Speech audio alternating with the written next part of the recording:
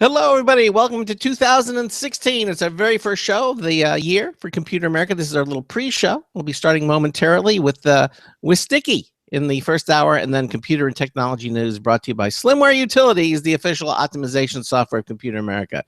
So sit back, relax as we bring you 2 hours of Computer America. Wow, 2016.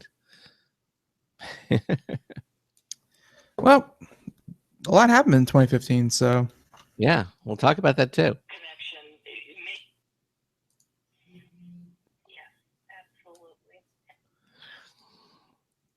Your show will go live in 5 seconds. 4, 3, 2, 1.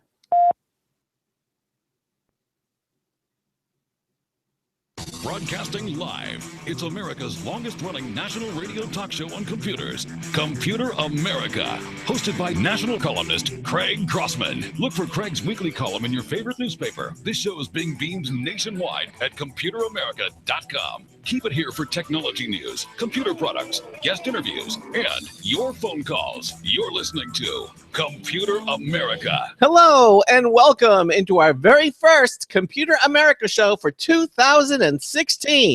It's the nation's longest running, nationally syndicated radio talk show on computers. Computer America is heard around the world and coast to coast. And I'm your host, Craig Crossman. And I'm your co-host, Ben. And yes, it is 2016. And wow, our very first show of the year. And hopefully all of you had a wonderful holidays and had a great Happy New Year celebration. And I can't believe we're starting a whole new year. And by the way, this is going to be our 25th year on the air. 25 years of broadcasting Computer America. It's actually starting in February. In February will be our 20th. Yeah, this year. This year, exactly. So did you have a Happy New Year, Ben?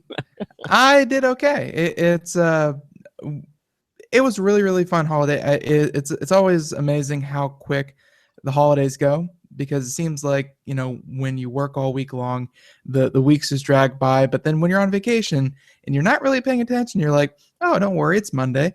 And then you look at your watch again, and all of a sudden, you're late for work. It sneaks up on you when you're on vacation. Yes, it does. Yeah, it snuck up on me today. I was starting to get used to not doing the show in the afternoon. A week and a half, almost 2 weeks of. But anyway, we had 3 weeks off. Almost 3 weeks off. Yeah, exactly. Now this is going to be your last show with us here. You are heading out to Las Vegas tomorrow to the CES, the Consumer. Catching a plane bright and early, 9 a.m. Ooh. That means you're going to have to get about 6, I think, because you're leaving. Yeah, not looking forward to that. Okay. You have your itinerary and everything kind of planned out, what you're going to do? Yes, Mom. It's going to be kind of overwhelming. I know you've heard that before from other people, and it can be. So there's just lots to do, lots of schedule. I know you've been getting lots of interview requests by email and mail cards. People have been sending to you. A lot of people are anxious to talk with you. So I think that it's going to be a fun experience for you, a memorable experience for you. And you're going to be out there with Pop Zara magazine. The gang from Pop Zara is going to be joining you. Was it Josh Boykin, our correspondent? Corey is going to be out there. Corey will not be out there. Will not be out there. Okay. Nope. But now Herman Exum is going to be out there with you as well. Him too. And Sandy Berger, David Perry. We have a suite of Computer America correspondents are going to be out there. And we invite all of you to listen. Now, a lot of one of the things is going to be Showstoppers, which is like the premier press event. And Ben's going to be doing that live. We believe doing it live because of the time differences. We have to work it out. It may or may not be live. It may be. Well, for sure, it won't be live on the show.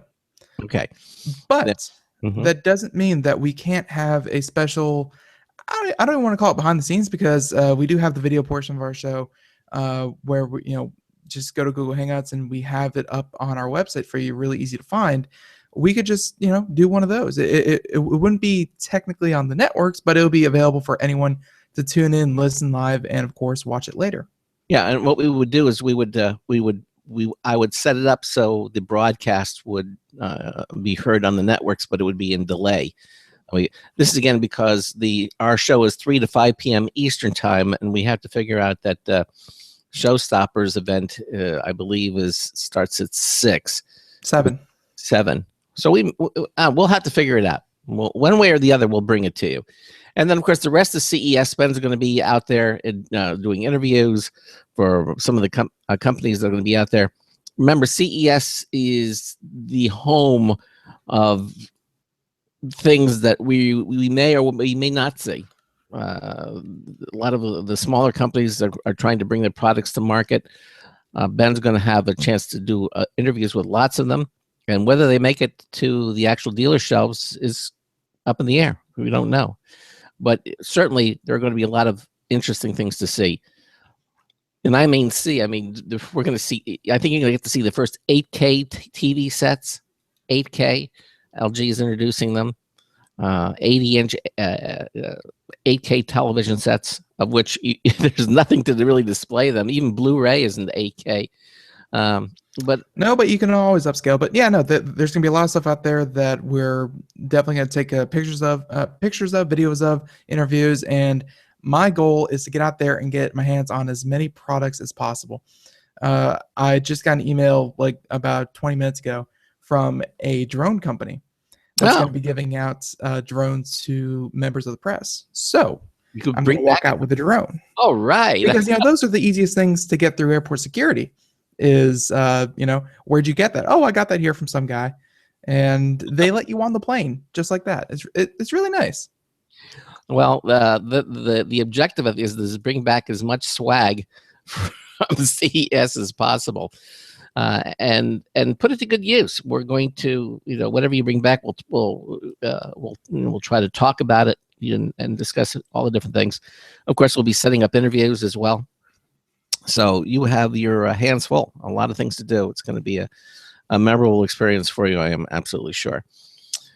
So in the second hour of the show, we're going to be doing computer technology news, and that again is being brought to you by Slimware Utilities, the official optimization software of Computer America. Welcome to them as our 2016 sponsor of the Computer News, and we love to have and continue our alliance with Slimware Utilities. We're going to be doing that. They'll be on the show again next week.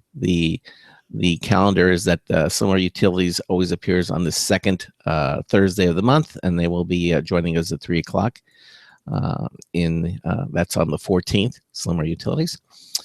And in the first hour, we're going to, if you're one of those people who are always losing things, where did I put my cell phone? What did I do with my keys?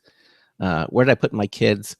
Whatever it might be, and you need to find them. If you're losing your kids, you have different problems. I'm not saying worse problems, I'm saying different problems. Different problems.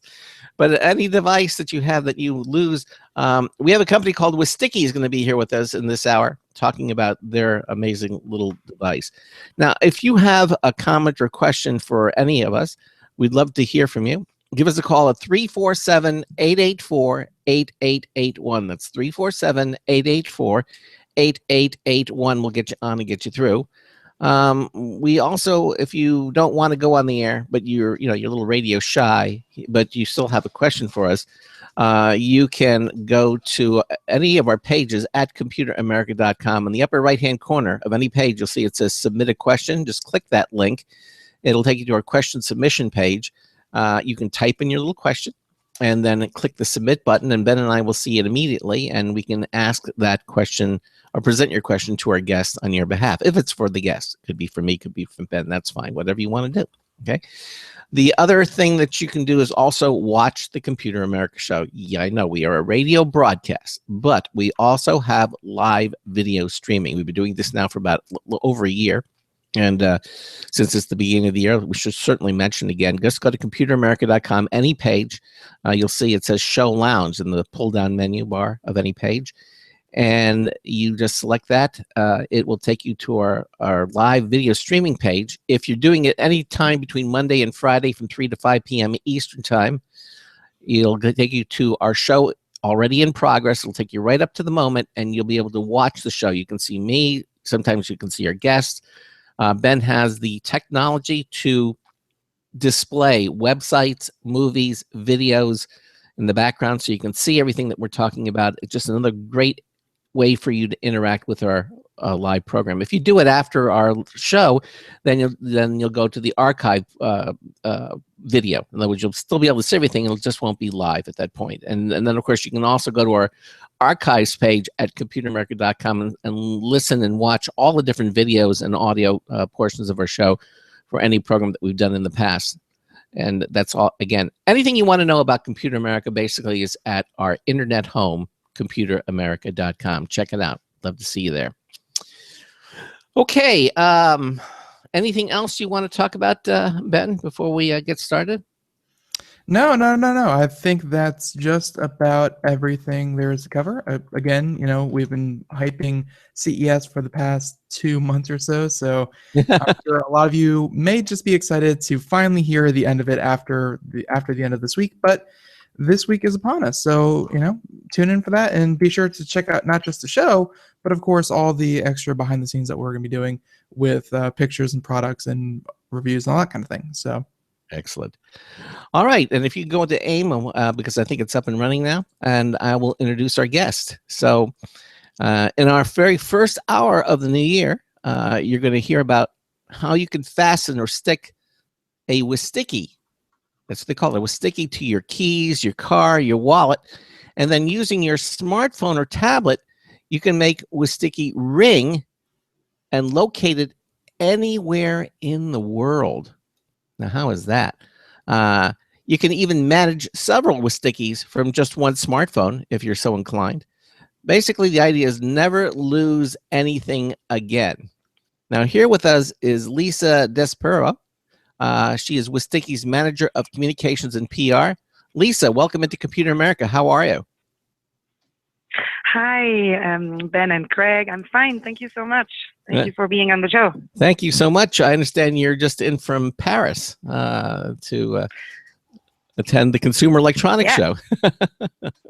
Yes, actually we are. We landed on Sunday, so we managed the jet lag, and today we're ready to participate at the Unveiled event where we are right now. So it's a live from CES Unveiled where we will meet the press this afternoon. All right. Well, and I'm sure we'll get to see you too when Ben gets out there tomorrow. Absolutely.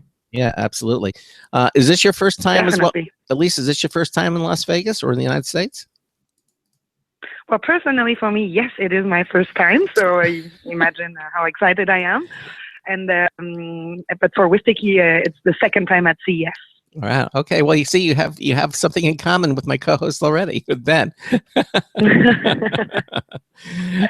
Good. Yeah. So tell us a little bit. I had a general introduction, but why don't you tell our listeners a little bit about Wistki, about the company, a little bit more about it, and how it was inspired to create this company. What was the idea behind this? Mm-hmm.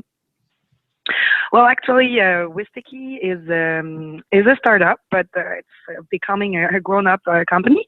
It's being created by three brothers. So the name of the brothers is Theo, Hugo, and Bruno Lusato. And they're all French, so they come from Paris and France. And in 2012, they just were thinking that nothing had been invented, that enables a person to find the things they had lost. Mm-hmm. So actually, they came up with an idea of creating a device that helps people easily find their stuff from their smartphone in this connected smartphone arena. So for the little story, they were looking for their cat before they were departing on vacation every time.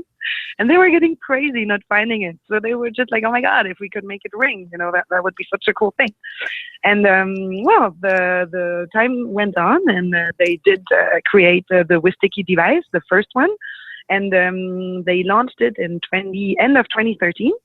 On the My Major Company, which is a French crowdfunding platform, in order to test, if actually there was a demand for that kind of device, and it was proved that there is a huge demand. It was in France that they launched the product, the first one. And they did receive, I think, 81,000 euros instead of the aimed 20,000. Huh. So, that was incredible for the three brothers just finishing their studies. They just graduated from business school, and there's one engineer. So they launched the prototype. After that was, it was proof that people did lose their stuff and that there was an actual need for a little device like this. And they were able to launch production with this money 100% in France. So all of our production lines are in France, and the product is made in France. So technology, packaging, everything, assembly, everything. And that's something we're pretty proud of because, it's something rare, and we like to put that forward. So when they started doing that, they received a very good answer from the market and also from investors. So in 2014, there was a huge fundraising with business angels who started investing in the company, and that allowed them to grow and to continue manufacturing. So in November 2014, last year, 2 years ago actually now, they started delivering. Mm-hmm. So they started actually delivering the first products to the people that had, participated, the backers of the crowdfunding platform. Those people were the first ones receiving the first product. The first product of Wistki is, I gotta explain you what it is. It's a small device, actually, a pretty small, square-shaped, thin device that you can attach to anything you don't want to lose anymore. Yeah, I'm looking at and then we're looking at yeah. a picture of it now at the website. If you're watching the live video, Ben is actually showing a picture of it.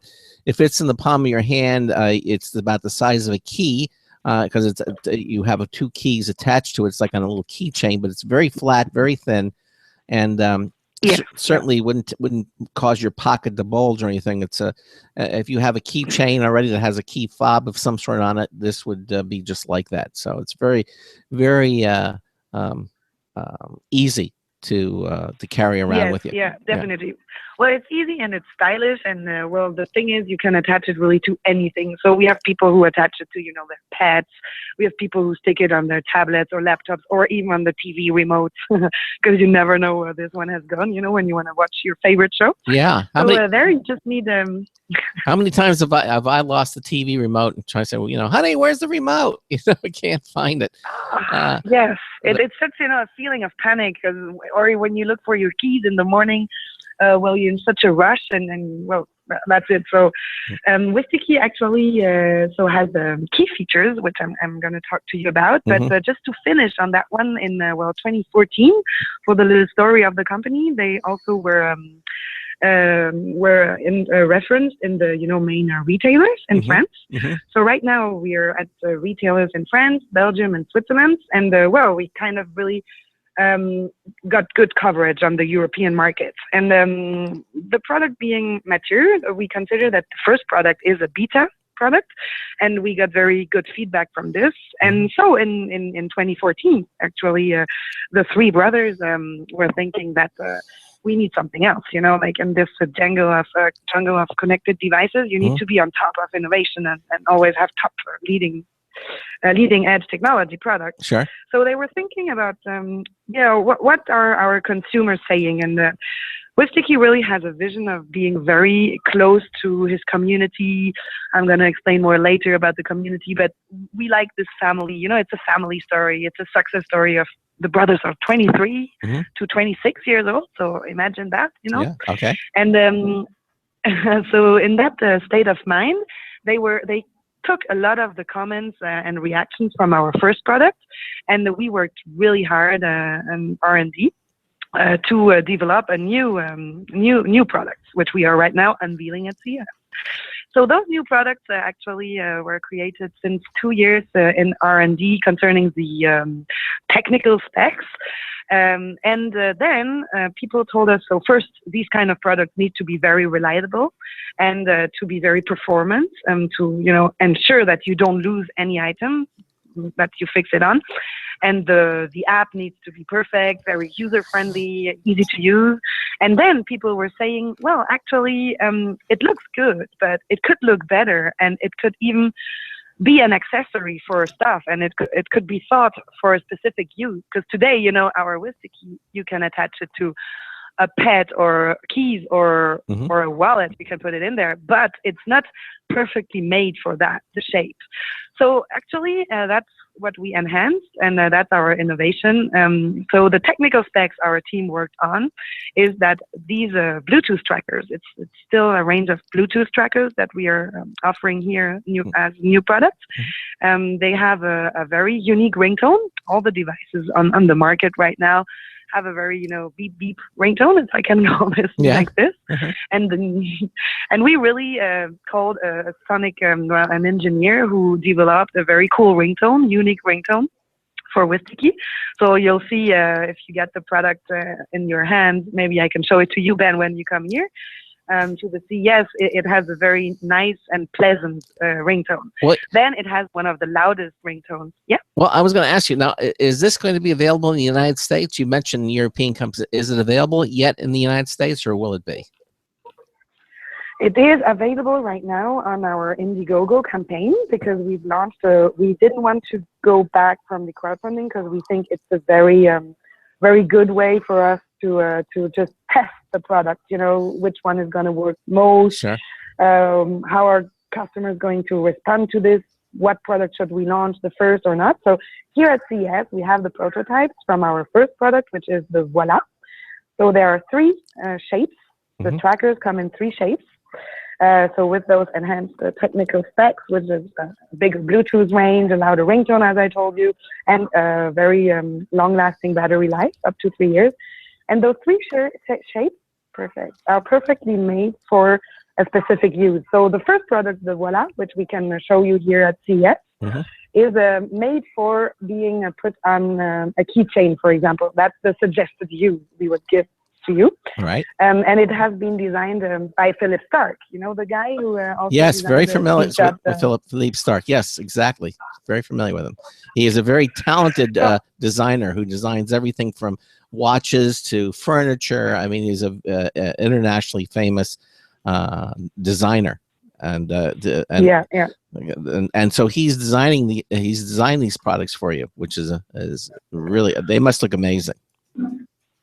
They are actually. You can see them right now on the Indiegogo campaign that is still live. But actually, what we liked about why we went to Stark is because Philip Stark has a very specific and special approach, creative approach to objects and materials in day-to-day life, and he really wants to make products and design objects that enhance your everyday life. So he designed 3 shapes of trackers, which are very stylish and fashionable, and he also chose the colors that are available in a range of 4 colors. And then he designed one for keychains, which is very thin and flat, that melts perfectly to your keychain. Another one that has the size of a credit card and is as thin as a credit card, so you can put this one in your wallet, for example. You know. Yes. And a third one that is made as a shape of metal shape for your pets to attach it to their collar. So see, we were suggesting uses, but it's really a product. When you see it as visual, you'll see there is a golden antenna that is visible through the plastic of the tip. And then we have a metal brushed case that makes it, a trendy, fashionable accessory that really gives the French touch, as Philip Stark is French, and Wistki is too, to anything you want to attach it on and you don't want to lose anymore. Right now, the Opala, it looks like a credit card. It's as thin as a credit card. You can just slide it into your wallet, and then the idea is be able to find, if you misplace your wallet or something, you certainly can find that. Are these devices now basically GPS? Or are they Bluetooth? Or are they both? So the range of products we just launched is a Bluetooth tracker, but as I told you, it is we have enhanced the range to 328 feet, up to. All right. 328 feet of Bluetooth range, which is incredible for these kind of products right now. Yeah. So, you know, we really rely on the crowd GPS. That's where our community comes in place.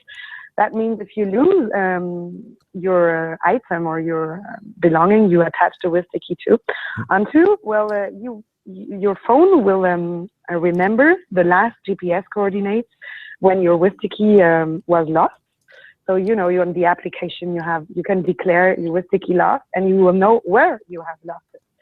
Then, if you travel, for example, and or if you have a cat that runs away, if another person actually passes by the 330 range of your lost item, you will get an alert that your Wistki has been seen on a specific place. And also, you can live chat with the person that has found your Wistki. So you see, we have a lot of love stories, people bringing back pets, even wallets, don't believe it or not.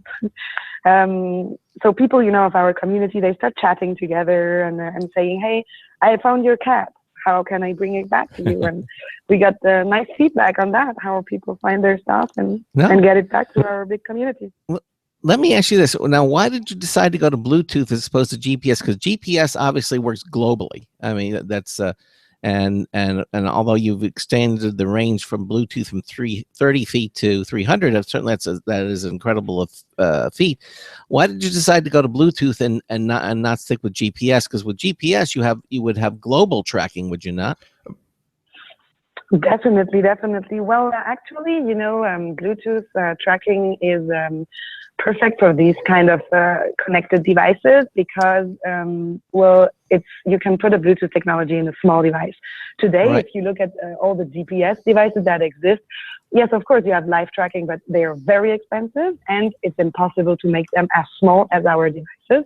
Uh-huh. And I think it's important to have something reliable. Of course, it's not an anti-thief. You cannot guarantee that nothing is stolen. We right. don't guarantee that, or you can. Sure. So, but it is very reliable thanks to this Bluetooth. But I mean, of course, you guess these technologies of GPS are going to be very soon on the market. And of course, we're working on this one too. Sure. And I think that will be a very good surprise at maybe CES next year if you follow us. Ben, did you have a point? No, it sounds like you really have it covered. But I was just thinking that the difference between Bluetooth and GPS is like GPS is accurate and all. It's just that indoors and things like that. If it was simply GPS, it wouldn't really help me that much if I was standing in my home and it said the TV remote is within 25 feet of you, and it's like that's my entire house. like that doesn't really like Bluetooth would be much more accurate, in the immediate area. Exactly. And also, one of the first features of our app is to make your device ring. It's exactly for this that the application has the ringtone and also the reverse ringtone. So it's really for situations where you're in a rush, and it's a little helper, to help you relax and enjoy and save time every day. Because the main functions of the Wistki are the ringtone, so you can make it ring. Then there is the reverse ringtone. That is an awesome feature I do use every day, actually, is that you can push on a button on the Wistki and make your smartphone ring, even if it's in silent mode. So let's say, I don't know, you're in a rush leaving because you're late at the office, you get your keys in hand, but you don't know where the hell you put your smartphone again. So you just push on the Wistki and it makes your smartphone ring. And that is a very useful feature that you use in-house too. Then to find your pet, it's very useful too. The GPS locator, I really like that when, for example, I go shopping or I go and I have like my groceries packed all over my arms, and I don't know where I park my car. So what you do actually is that you put your Wistki in your car, and the glove and the glove compartment. You say that? Yeah. And it will it will remember your situation. And then once you go back out of with your groceries, you just have to check on your GPS location on the map on your smartphone actually where it is. So that's a very useful feature in that case. And then you have the virtual leash and the reverse virtual leash. Those features, you can put them and turn them on, and they will alert you when you're, for example, virtual leash. You can program it, and it will alert you when your Wistki goes out of the range of your Bluetooth. So you put it on your bike in front of your house, and if someone steals your bike or takes it away, you will get a note on your smartphone telling you, hey, your Wistki just got out of range. And then, you will be able to manage who took it or run after it or something like that. And then you can also have the reverse leash, be alerted when your stuff comes back in your range. And if you have this live chat, the community aspect, and I think those are pretty interesting features. You can also share actually your ownership with other persons. So let's say you put it on your child software. Well, Lisa, a lot of people put it on the Lisa, software. Yeah, let's. We're at the bottom of the hour, so we're going to take a little break, and then we'll continue on. And also, when we come back, let's talk a little bit more about who your biggest competition is and how you're different with Wistki. Okay. Mm-hmm. All right, stand by. You're listening to the Computer America Show. Ben and I are talking to Lisa Desperoux, who is Wistki's manager of communications and PR. We're going to take our first commercial break for 2016, and then we'll be back. You're listening to the Computer America Show. Please stay with us. Sometimes disaster strikes. Data can be lost due to many different reasons. Accidental reformatting, power spikes, virus attacks. Zero Assumption Recovery provides a suite of highly effective and thorough data recovery software for Windows operating systems. ZA is suitable for home users and small businesses who need a powerful data recovery solution for Windows and Linux file systems. Go to z-a-recovery.com. Sometimes disaster strikes. Data can be lost due to many different reasons. Accidental reformatting, power spikes, virus attacks. Zero Assumption Recovery provides a suite of highly effective and thorough data recovery software for Windows operating systems. ZA is suitable for home users and small businesses who need a powerful data recovery solution for Windows and Linux file systems. Go to z-a-recovery.com.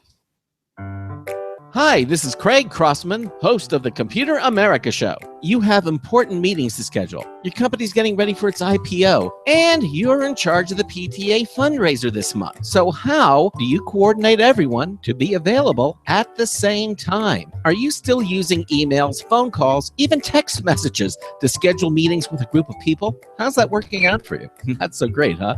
It's a fact that every day, millions of people suffer from scheduling headaches. Well, with Doodle, scheduling meetings with a group of people is quick and easy. With Doodle, you can easily propose available times to each member. Each one checks off the times that they are available, and then you simply pick the time that works best for the group, all in an easy-to-read display that integrates with your existing calendar. Nothing could be more simple. Give Doodle a try for free, and like millions of Doodle users, you'll truly see how easy it is to find the perfect date and time for all your meetings. That's www.doodle.com.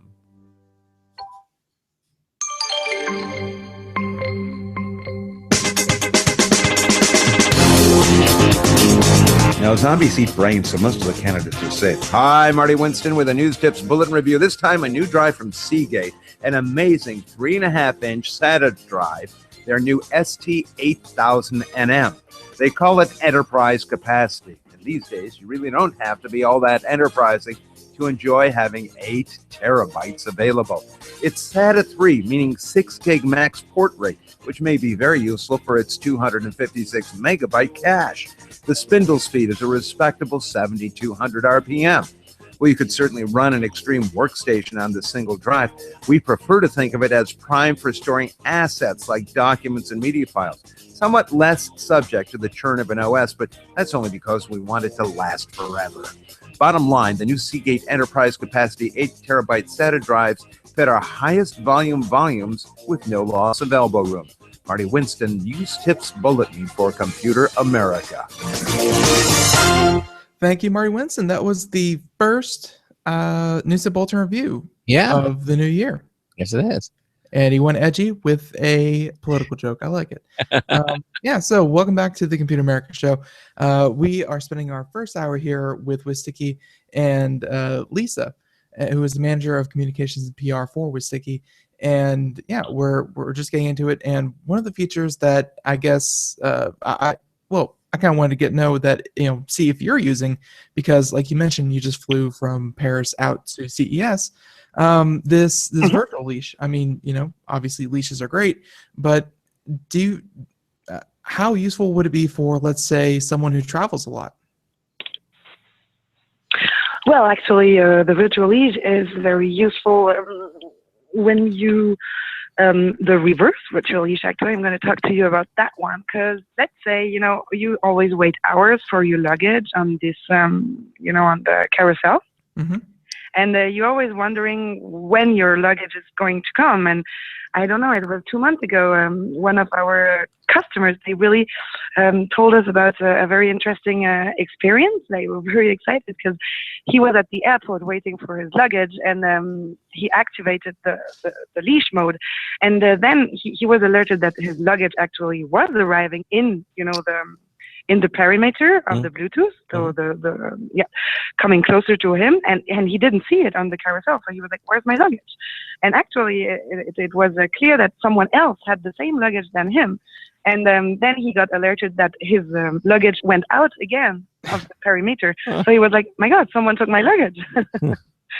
And he was able to run after the guy and recognize the guy and tell him, "Hey, this is your luggage, actually. This is my luggage. It's not yours." So, for example, that is very helpful when you travel. Yeah, I would think so, especially. And obviously, the guy wasn't offended. He was probably very gratified to find out that he was Of that course. Well, you don't want someone else's laundry. exactly. That's it. You never know what you have. Yes. So no, we didn't know more, but actually, that was a very success story for that feature. Now, talk to me a little bit about the competition, because I know there are some devices that use GPS and use some of these things allow you to stick it onto the devices or keychain. I know there are a number of them out there. Talk a little bit about who you think your biggest competition is and how you're also different from these devices. Of course. Well, actually, on the European market, we don't have a fierce competition. Wistki, really, maybe I can introduce it like this. It's not a company that wants to be a leader on connected devices, or we really want to help people in their everyday life to not lose their items anymore. So the vision of Wistki, and also a long-term vision, is to help people to construct a range of products and services that help people to relax. So we don't know, we're going to do products and services, but right now we are on these connected devices, and we think that in this market there is space for everybody because there are a lot of people that lose their items. So we don't want to argue with our competition. So in Europe right now we have a few competitors that are I don't like to name competition. But we have a tracker that is, for example, Tipolo exists, or Tracker Bravo also. So they're all companies that do exist in Europe, but we really share the parts. We think there is place for everybody, and everybody can expand and have his consumers.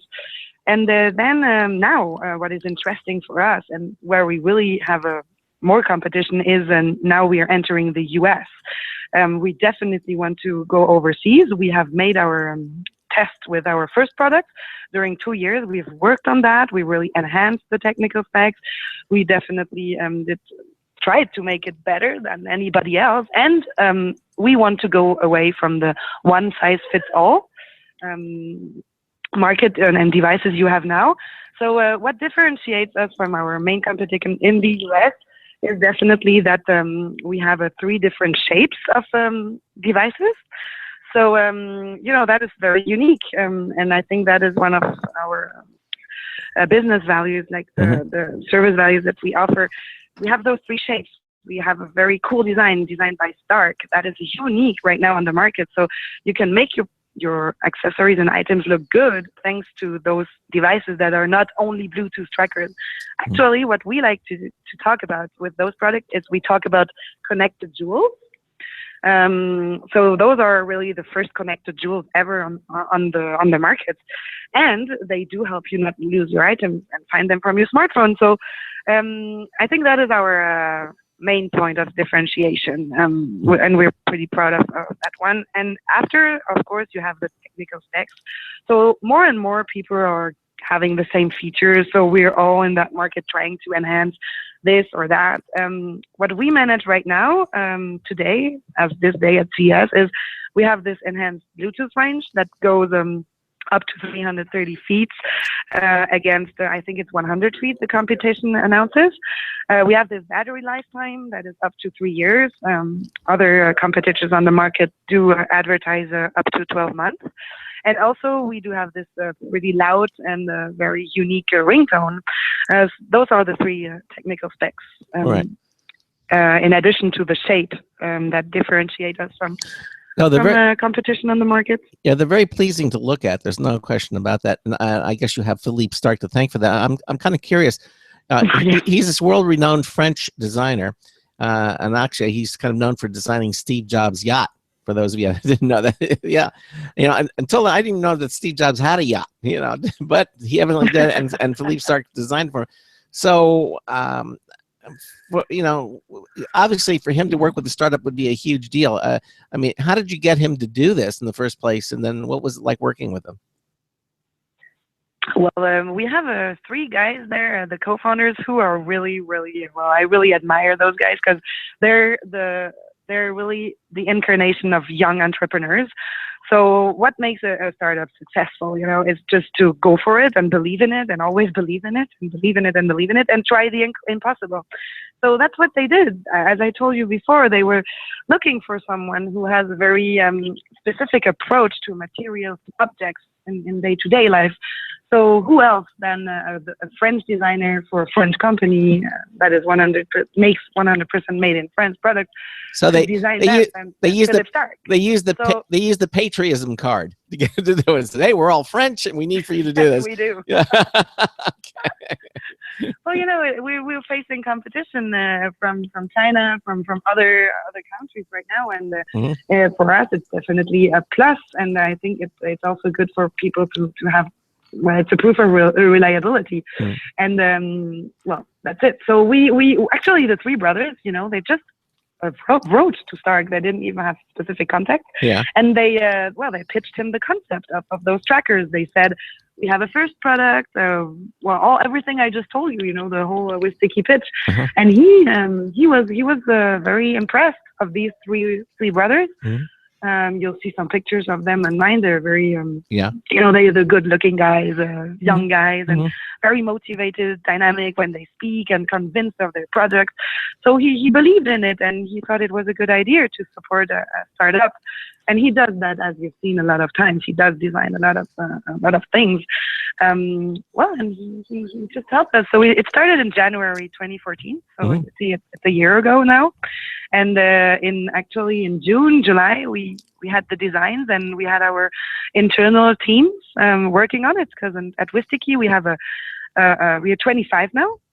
Maybe I can talk to you a little bit about the company too. Sure. Yeah. Of course. But let me fill up for Philippe Starck. So basically, he saw these 3 guys who have this company, and did he say, okay, well, I'll take a little piece of the action and do it, or did he and divide and design these devices for them, or is that pretty much how it came about?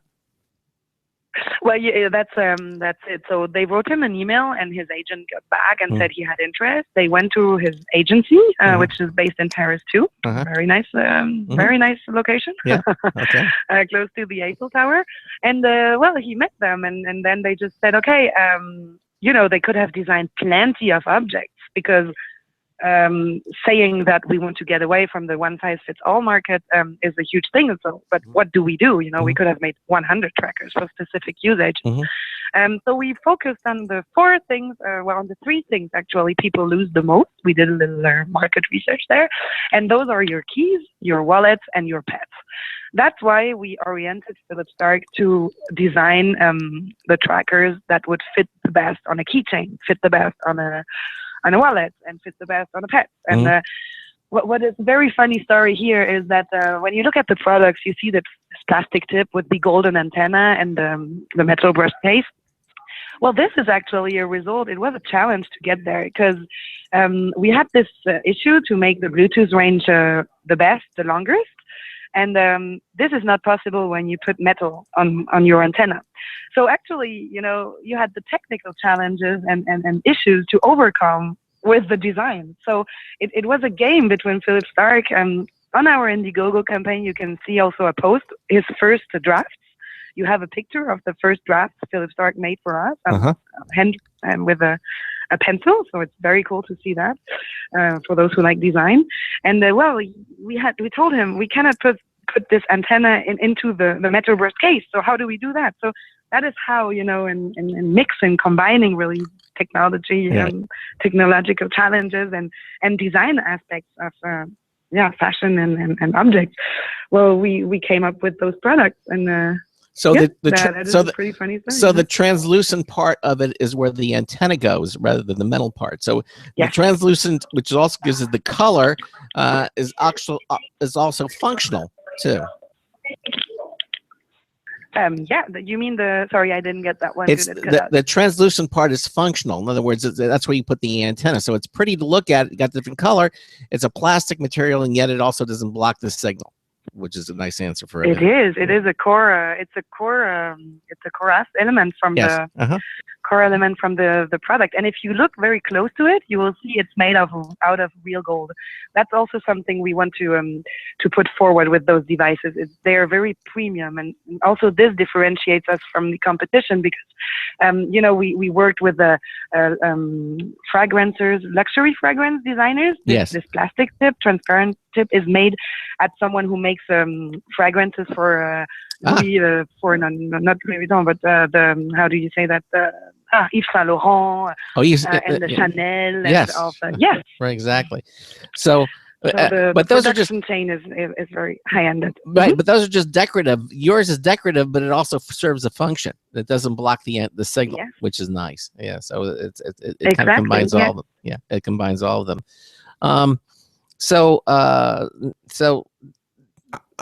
I guess one thing that I kind of want to get into before we move even further into talking about the company is you mentioned a couple of times already that a really big part of what has been making Wistki successful is this idea of crowdfunding. And we've talked about it here on the show before, but what do you think crowdfunding has done for Wistki in for you guys? Is it that open dialogue between what people want and what you can give them, or just why is crowdfunding such a big part of this company? Well, actually, because first we were born out of crowdfunding, so it's really our community of backers that helped us start the company, and that is something very important to the three brothers. And then, of course, on the other hand, you have the chance, as you just said, to test your product and to see market reaction before you launch yourself into a big investment and all of this. So that is basically why we came back to crowdfunding.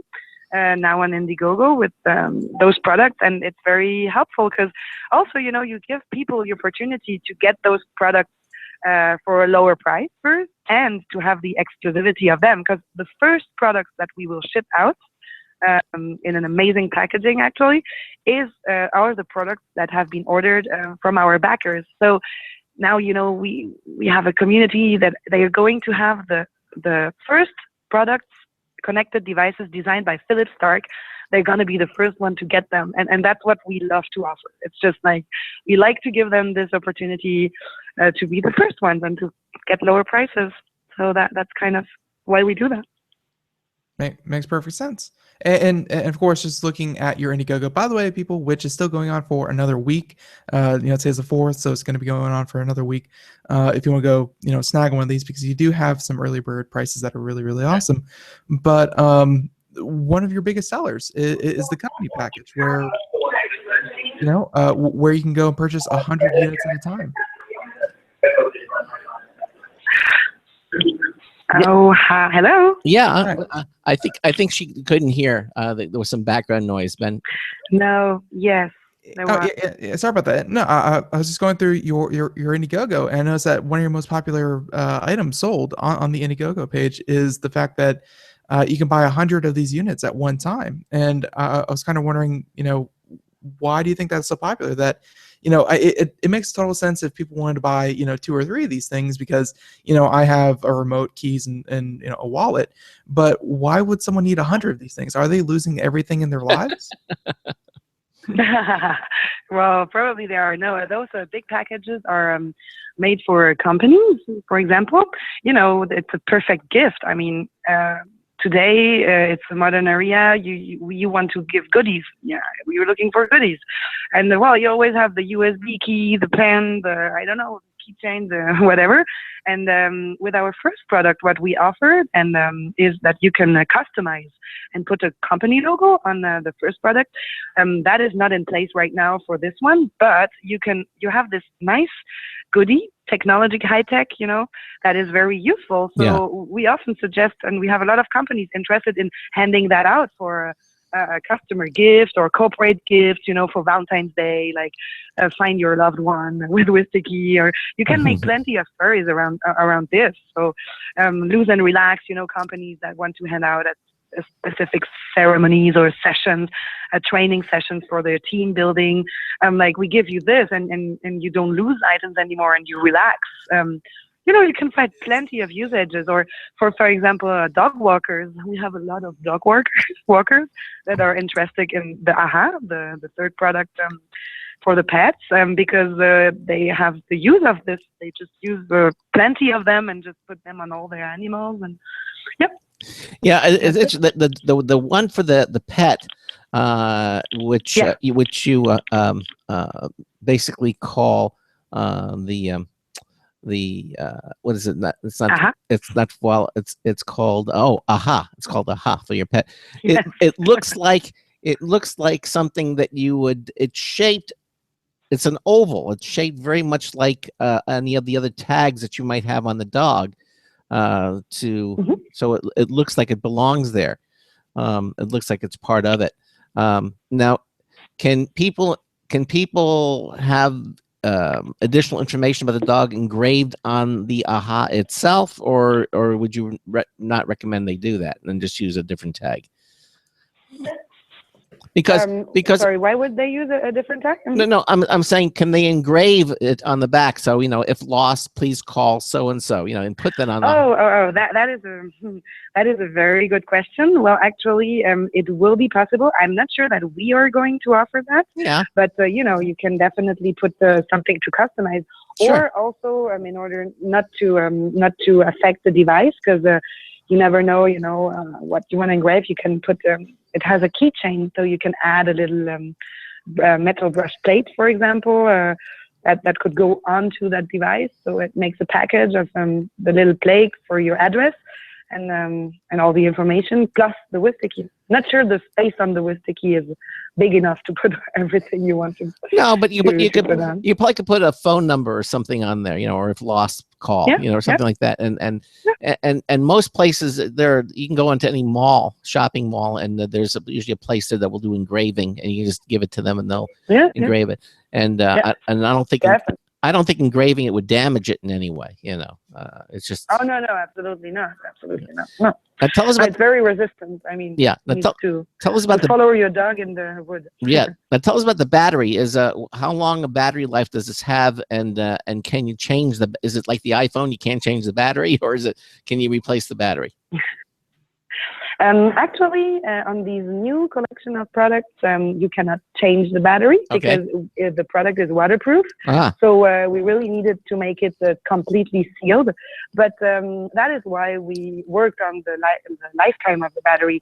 You know, our first product, the Wistki One, we did put that in forward because you didn't have to buy another device each time. But that was when the battery only lasted up to 12 months.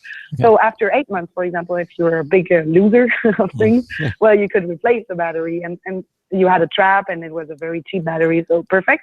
But on those new products, regarding what I just told you about waterproof and making the product look very sleek, you know, we chose not to put it. So we did the R&D to just offer you a battery lifetime that lasts up to 3 years, which is enormous. And, you know, even within the next year or two, you're going to have new innovations. So what we want to do also is start a very virtuous cycle with our customers. Let's say in a year or two, if you're very distracted, you make it ring all the time. Well, your Wistki battery goes empty. You just send it back to us, and we'll send you one of our newest innovations back. So see, that is also a way to enhance our community and to keep our customers loyal. So battery lifetime up to 3 years, depending on how much things you do. So if you make it ring 50 times a day. Well, how do you? Yeah, I was going to say, how do you know when the battery is running low? Does it let you know, or you just kind of keep track of the? Yeah. No, it lets you know. You got a little sound, and you'll see it because your sound is not that amazing anymore. Okay, it's sort of like the smoke detector. It goes beep. And then you have to remember where the smoke detector is because it's hard to find that little beep. That's true. Exactly. Yeah, exactly. But it does let you know, and then and as you say, as technology improves, hopefully battery technology will improve because we still have a long way to go. But if you make improvements on it, when you send it back, you get it updated. Have you come up with a kind of an exchange fee, for battery for replacement, or is that still in the works? That's still in the works. So, we did not launch it yet on the market. Okay. So it's really an unveiling we do right now. So we are working on a lot of things like the application also to make it perfect. And that is it's available starting March, the product. So we will make the app live in March, deliver the first product. What price point? March, what price point are you going to offer for these? Where will it be price-wise? It will be, right now it's $29 each product on Indiegogo, so hurry up. But in the retail price, the official retail price, suggested retail price will be $49. Okay. So, and that's for a device that lasts 3 years, which is good. And then, of course, when you are, you'll let the details. So people going out to CES, where are you going to be out at CES? Where are you going to be located? Actually, we have the chance to be located during the CES from January 6th to January 9th in the Wearable Marketplace in the Sands venue. So it will be booth number 73956. So 73956 in the wearable section. It's a big step for us because last year, we were a little startup in the Eureka Park. So now we have our big booth, a big team. And today, actually, at 4 p.m., we will be in the Mandela Bay at the CES Unveiled event at table number 1. Easy to remember. So it's right when you enter in the Mandela Bay Convention Center, right on your left. Table number 1 will be Wistki. And Wednesday we start at the show. Let me ask. Pleased to Yes, let me ask you. So, what do you hope to gain from being out at CES? Obviously, you have the exposure. What is your goal out at CES? What do you want to do? For us, the CES is very important for our international exposure. So, as I told you, we were focusing on media coverage in Europe, launching and making sure we have a very mature product in Europe before exploring new markets. So now the CES is really the opportunity to enter new markets by showing a working prototype. And, we really bring the prototype for the first time into journalists' hands and into, people's hands. That is amazing. It's a real step for us. You should see our developers, how excited they are. And, the first prototypes, you just, wow, it's so unique for us, for a small company like this. So that's, okay. It's really, you must be there, Exactly. Product innovation now. It makes sense. Now, again, if you go to the website, it's Wistiki, WISTIKI.com/EN if you want the English version, or you can check English because it's both in French and English and Spanish, and you can see those there as well. And also, you just go to computeramerica.com. We have it right there up at our homepage. The link is up there as well. And listen, what can I say, Lisa? Best of luck to you with Wistiki, you and the 3 brothers, and I'm sure that when Ben is out there, he'll get a chance to stop by as well. Absolutely, and check it out. Oh yes, please do. Yeah. And maybe absolutely. And maybe you can give him one to take back with him, so he won't lose anything. Yeah. Exactly. No, definitely. You know what? Well, the samples right now are a little bit rare, but starting March, we will be able to send you samples. We will definitely do that. Thank you so much for the opportunity to be live today. And yes. And wish you all the best. And you, and Happy New Year to you, and we'll see you out there again. It's Wistiki, WISTIKI. Lisa, thank you for being with us here on Computer America today. Have a good one. Thank you. Bye-bye. Bye-bye. Happy New Year. Bye-bye. Happy New Year to you as well. All right, so there you go. Wistiki. Say goodbye to her in French. Oh, au revoir. Too late. Yes, au revoir. No, au revoir. I said, no, revoir. I don't even know what that might mean in French. No, au revoir. It's probably a bad word. We're probably gonna get kicked off the air just for me saying that. I said it twice too. So Yeah. Anyway, you can see that. And again, as I said, Ben's going to be out there at the Consumer Electronics Show, and it sounds like things are already happening. It doesn't start until the 6th, but obviously they have a lot of pre-stuff going on at the show. People come out there on a Monday and enjoy it. Now you're going to be staying out there through Friday, so there's lots for you to do. And again, what we're going to do is we're going to try to have live coverage from the Showstoppers event, but if that's not possible, we'll certainly do a pre-recording. And then Ben will be setting up interviews from companies for the months ahead. We're going to have lots of things to set up from the Consumer Electronics Show. Anyway, we're at the top of the hour. We're going to take a quick break, and then we'll be back with the second hour of Computer America Show. It's our first show for 2016. Thanks to all of you for being here with us, and we've got another hour coming up. You're listening to the Computer America Show. Ben and I will be right back in just a few moments. Stay with us, please.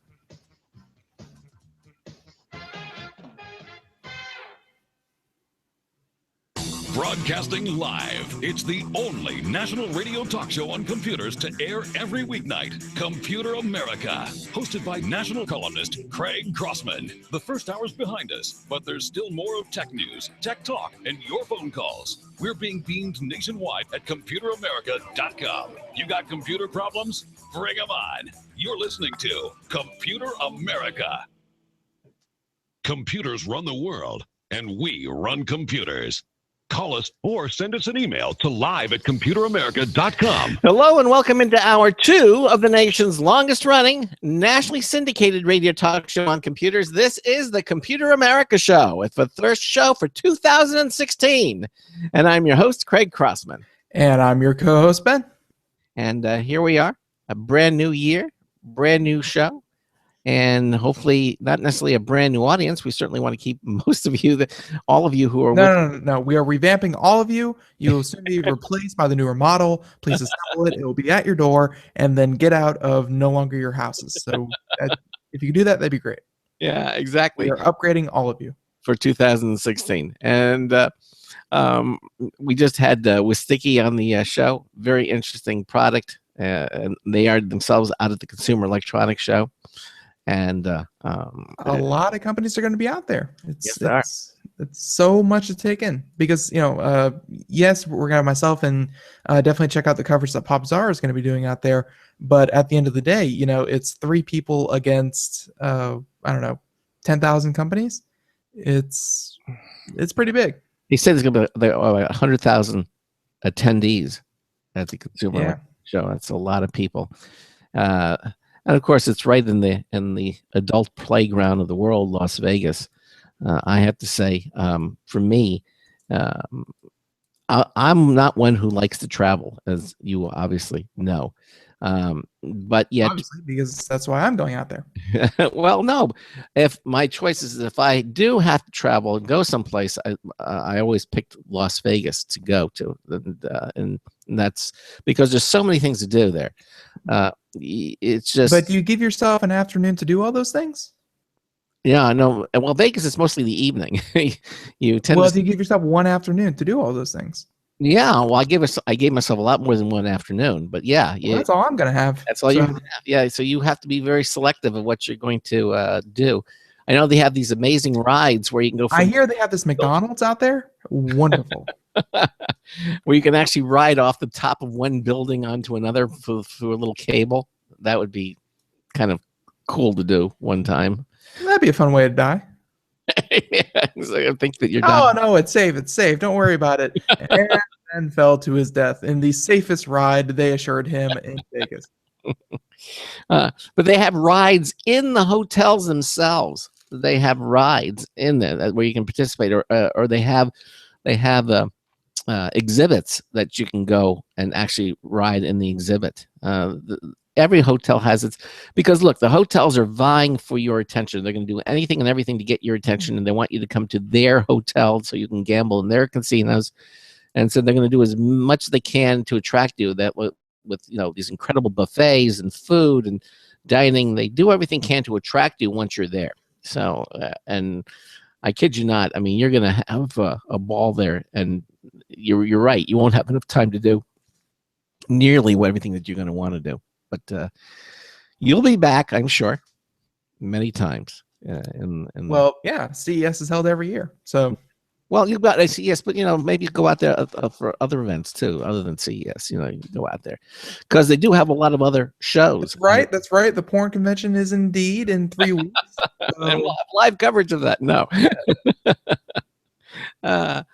Anyhow, welcome into the second hour of the show, and we're going to, as I said, be out there, and we're going to be doing a lot of computer news. We have a lot of news to do because it's been 2-3 weeks since we've been live on the air, and we're now back.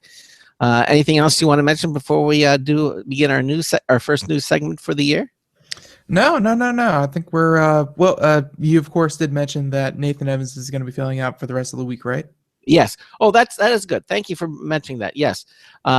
In Ben's absence, Nathan Evans, who is the managing editor for Pop Sarah magazine, has agreed to co-host the Computer America show with me. So he's going to be here as we co-host the program for the entire week.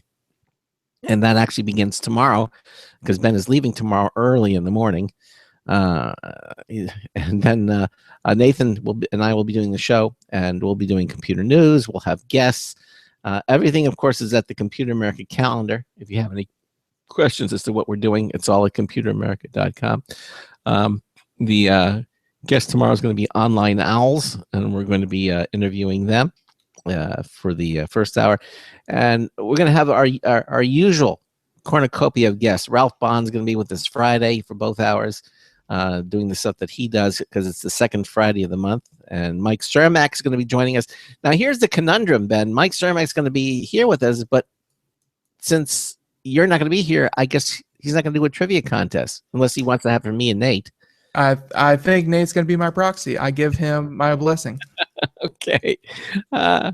So, and of course, all the news stories and everything, Nate is kind of is going to add an interesting angle. Nathan Evans is really a terrific guy, and he does a lot of fun things with us. And when it came to make the decisions who I wanted to co-host with me in your absence, the first person I thought of was Nathan. Well, it's Charles Tendell, but he wasn't available. So no, Charles Tendell too. I thought of him as well, but you're right, he wasn't available. But Nathan certainly was right up there, and he agreed to do it. So it's going to be a fun ride with him starting tomorrow. Okay. Well, that said, let's do some computer news. Today's computer and technology news is brought to you by Slimware Utilities, the official optimization software of Computer America. You can visit them at slimwareutilities.com to clean, speed up, and optimize your Windows system. Check them out at slimwareutilities.com. All right. So with I didn't realize I had to pick one. Let's go with something that we're probably going to be seeing out at CES because again, a lot of the stories that we're going to be talking about today, and I'm sure for the rest of the week, are going to be things unveiled out at CES. Mm-hmm. When we say it's the biggest tech thing to happen in a long time, CES is pretty much it. Maybe E3 for entertainment and that kind of thing.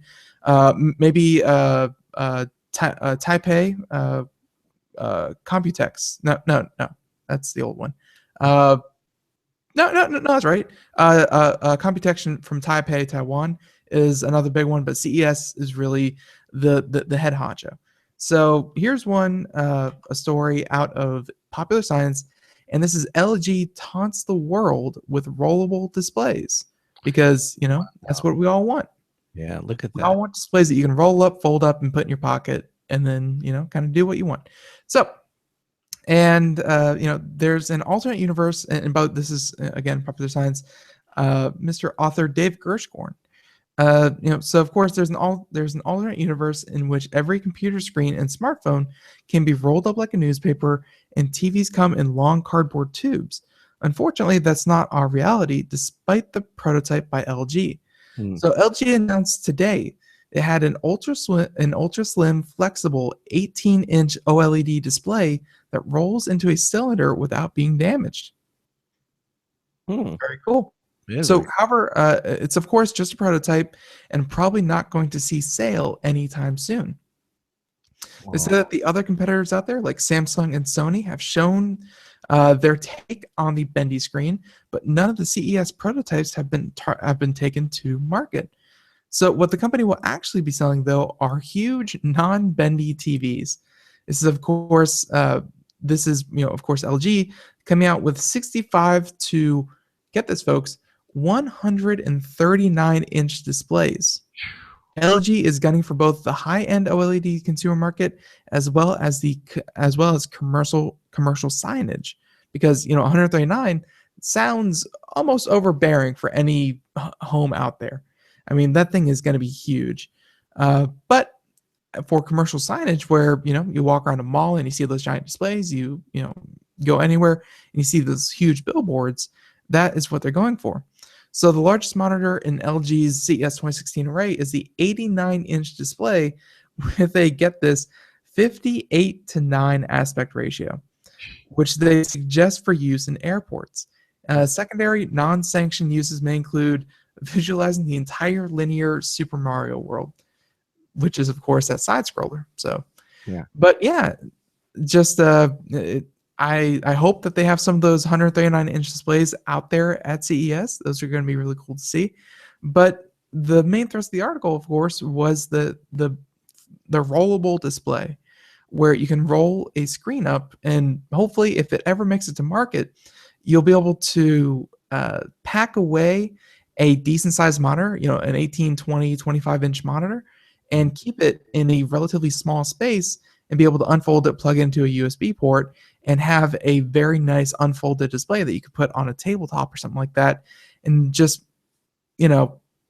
take large monitors to the next level. Because that's honestly, I think, what people want, is that they want larger monitors, but they don't want to have to lug them around. That's just too inconvenient.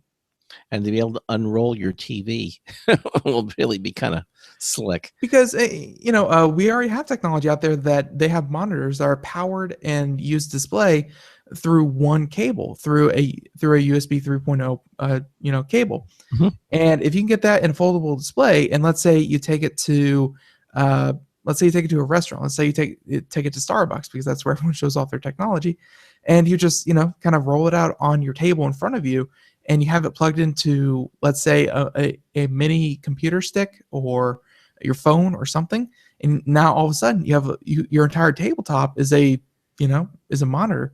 That's I think that's something that a lot of people would really like. I would think you agree. I would agree. Now, do we know if those units are touch capacitive sensitive? Or I don't believe they are. I think they're just showing off the folding technology. Well, the rolling technology, not folding. Well, I'm rolling. sure eventually it'll all come together. As in the years ahead, I'll certainly do that. And I mean, if nothing else, it'd be really cool to have one of these. And I don't say hang it with a nail, but just having one of these, and instead of a big bulky computer monitor, because I'm looking at 3 monitors that are taking up my entire desk, just being able to maybe attach them to the wall or something. They're just flush with whatever surface you have it on. It'd be really cool. Be very cool. And speaking of monitors and TVs, this story from Engadget coming up.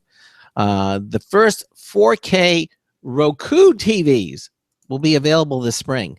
Evidently, Roku has partnered up with a Chinese manufacturer called TCL on the first ultra high definition sets. Now, we here at the Crossman household recently got a high definition TV. And we've been low definition ever since 1994. It was a huge step up. It was, and I think the TV is beautiful. We got a Vizio ultra high definition TV, 4K. When I see it now, it's interesting because so much of the content, the box that we use is still only 1080p, although it does upscale it, but. It definitely looks different than just plain 1080p, because I have 1080p on my computer monitors. I've seen 1080p on television screens for a long time, but it must be the upscaling, because it really does look different on a 4K screen. Yeah, it looks really sharp, razor sharp. But Netflix, I saw an offer from Netflix for $3 more a month, they will upscale you to high definition, ultra high definition. And so I went ahead and did it, and then I watched some of the 4K content that Netflix now delivers, and it is stunning. It's beautiful to look at. I was watching some of the videos, some of the outdoor scenes and everything were just amazing, you know. And obviously there is some content for 4K out there, like Netflix, for example. But anyhow, Roku is getting into the market this spring, because now Roku, if you're not familiar, makes the streaming boxes that attach to TVs, like sort of like the Apple TV. But they've spent the last few years trying to get the Roku OS installed on as many new smart TVs as possible, and it's proving to be a hard task, as because people upgrade their TVs once a year. Now, the interesting thing is that on ours, there are apps. You can get an Amazon app, you can get the HBO app. I haven't noticed you can get the Roku. I know you can get the Hulu app. All these, the Vudu app. I haven't noticed that Roku is available, but I'm sure you can install it. Go out and get the app for the TV. But Roku wants to take it to the level they want to actually have Roku as the main service that's on the television, and they've finally found this partner to reinforce its commitment to the ultra high definition content. And evidently, they announced today that it's teamed up with TCL, which is this Chinese electronics company, to launch the first 4K Roku TV sets in the spring. Now, the sets will come with a number of 4K apps like Netflix, Amazon, YouTube, and Vudu are notable inclusions. But they also they want to have a spotlight channel in here that kind of features a curated collection of 4K content. Now, one of the models that are being offered, they're calling it the UP130, will also include the Roku 4's smart control features, which lets you search for content using your voice and easily locate the remote should it go missing, which is kind of nice. Okay. I know in our remote, on the back of it, we have a full keyboard, and you can do the voice thing as well. But they're also introducing it on their own TVs. Now they have Dolby on board, also built into these sets. Again, it's the HDR technology. Doesn't change the number of pixels you see on the new Roku TVs, but it will mean that you'll see a brighter image with more contrast. And so basically that'll be coming to 4K soon, again, in this coming up in the spring. But right now there's still so many TVs out there. I mean, the brands that the LGs, the Samsungs, the Vizio, which is to me now, Vizio started off as the quote unquote economy version of the TV, but I don't think so anymore. I mean, their TVs, although they might be at good prices, the set offers features that you don't even find on the more expensive ones, especially the way they backlight them now. They use an array as opposed to the different techniques. The pictures is stunning. So there are a lot of choices out there, but again, at CES, we are going to get a glimpse of what the future has to offer, and Ben will be seeing that firsthand. Absolutely. Yeah. So Roku is its own thing, but here's one that may affect a lot of you out there in the long term, depending on how this shakes out. Because, fixing the short term as well. Because this is, if you thought there were good deals going on right now, or during Black Friday and Cyber Monday and all that kind of thing, there are actually better deals going on right now that you should probably go check out. This is, of course, from this is Maxim PC and Paul Lilly, and this is scary, but hey, if you're in the market for some of this stuff, jump on this. Yeah. Tiger Direct is clearing out their inventory with a site-wide sale, and future of the site itself is actually uncertain. Wow. Because Tiger Direct is, of course, a direct competitor with Newegg, but between Tiger Direct and Newegg, those two have been, the largest online retailer of computer parts and computer hardware. Those two are the big ones. And to hear that Tiger Direct may be going away is shocking. It is shocking. But I got to say that if you go out there, some of the deals though, and again, we're not paid by Tiger Direct, unfortunately, but I just found a 50-foot HDMI cable they're selling for $12. Wow. That isn't. It says normally it's $150 for the cable. I don't know how accurate that is, but for a 50-foot HDMI cable is $12. I mean, which is like 92% off. They are selling stuff like crazy over there. They have monitors that are 60% off. They have computer systems that are 80% off. They are doing a massive, they're doing a massive inventory, unloading. So, to get into this. And of course, Paul Lilly starts off saying that something strange is happening at Tiger Direct, where the online retailer that was once owned by System Max. If you head over to Tiger Direct's website, you'll notice site-wide sale with items marked down by up to 50% off and more. Adding to the intrigue, the online retailer is making clear that all sales are final, with no returns being accepted. So, of course, this begs the question: what is going to happen to Tiger Direct? And Paul Lilly has reached out to them, but no answer. But posing as a customer, he was able to speak with an online chat representative and noted that several items are now out of stock.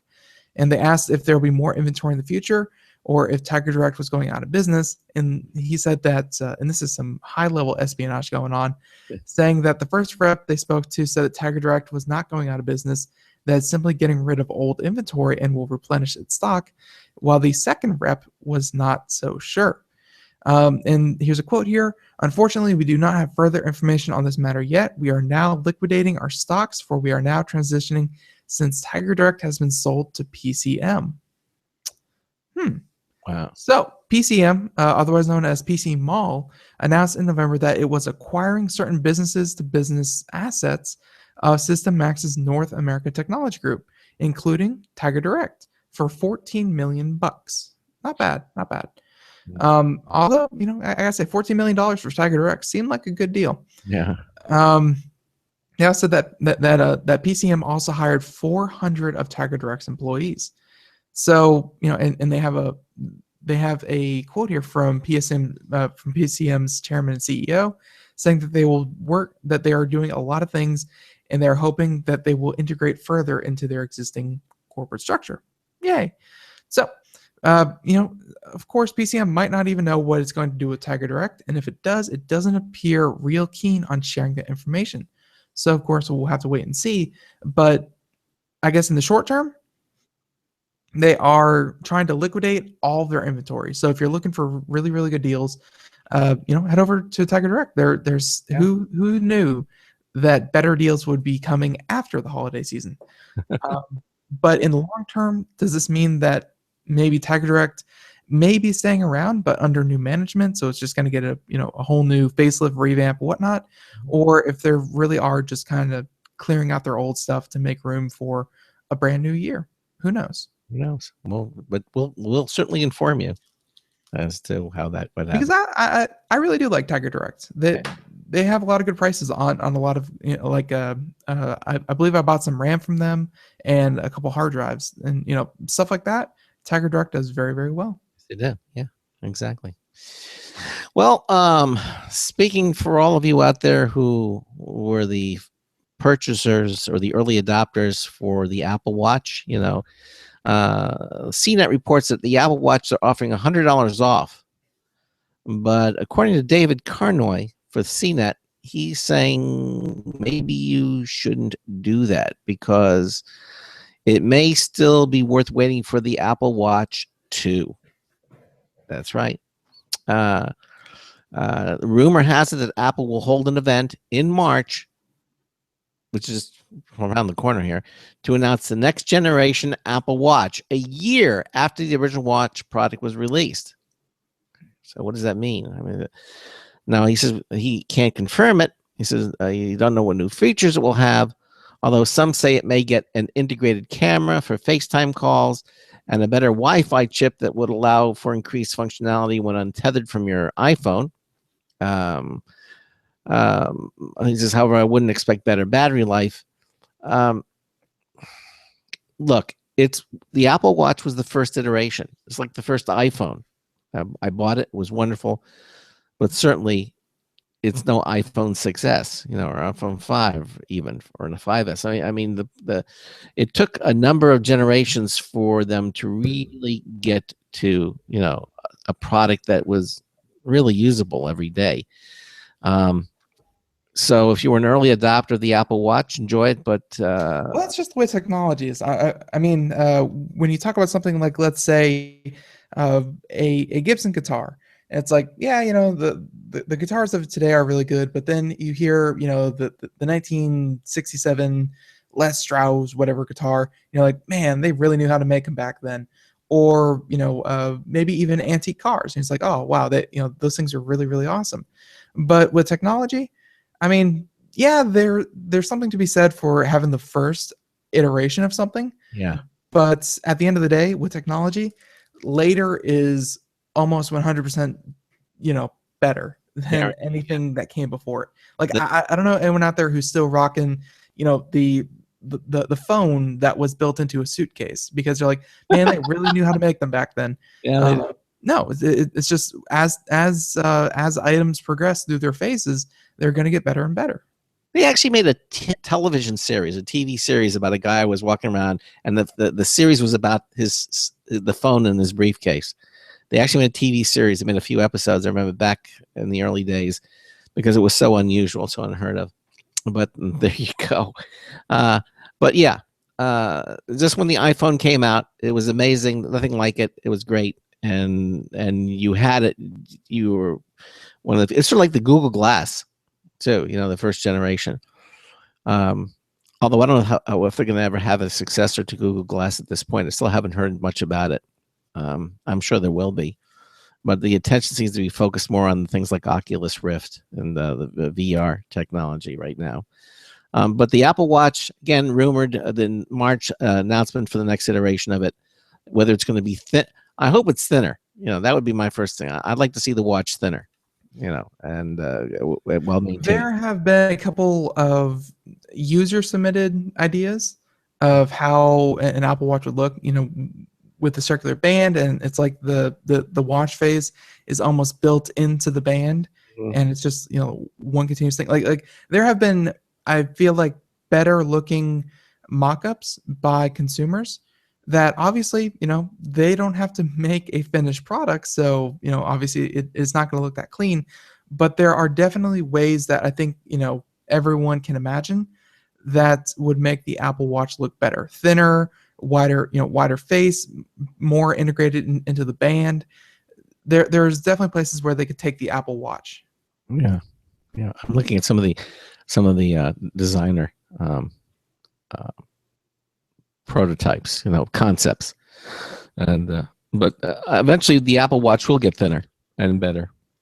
But it's going to be. It might take a couple of generations. Look at the iPhone.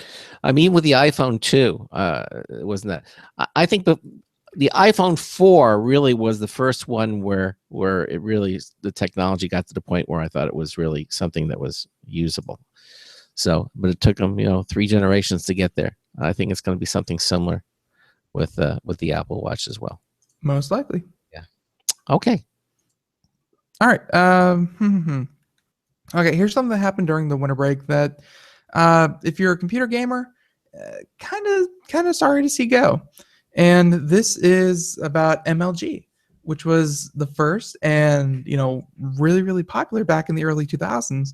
And now it's going away. So this is from our Ars Technica, Mr. Mark Walton, and a report saying that Major League Gaming, or MLG, shuttered after $46 million Activision buyout. That's right. So Activision Blizzard, as they're known, said that they purchased MLG and they took the username and they pretty much shut the whole operation down. But I still think it was a pretty good buy. So, of course, Major League Gaming, the once almighty American esports organization, has been bought by Activision Blizzard in a $46 million deal. MLG will be dissolved as a part of the deal, and Activision Blizzard picking up most of the remaining assets. So, of course, MLG has struggled in recent years following its early success organizing tournaments for the likes of StarCraft 2 and Call of Duty, and has had to seek debt financing to the tune of $6 million to meet its financial obligations. So in October, MLG also lost the hosting rights for Call of Duty World League's Pro Division to rival ESL, which is, of course, the Electronic Sport League.